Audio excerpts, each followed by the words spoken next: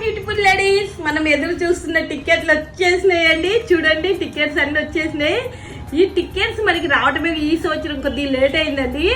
ఇంకొకటి ఏంటంటారా, మనకి టికెట్స్ రాకముందే నాకు 500 టికెట్స్ కి అమౌంట్ వచ్చిందంటే గ్రేట్ కదా. ఈసారి టికెట్లకు అయితే ఫుల్ డిమాండ్ ఉంది.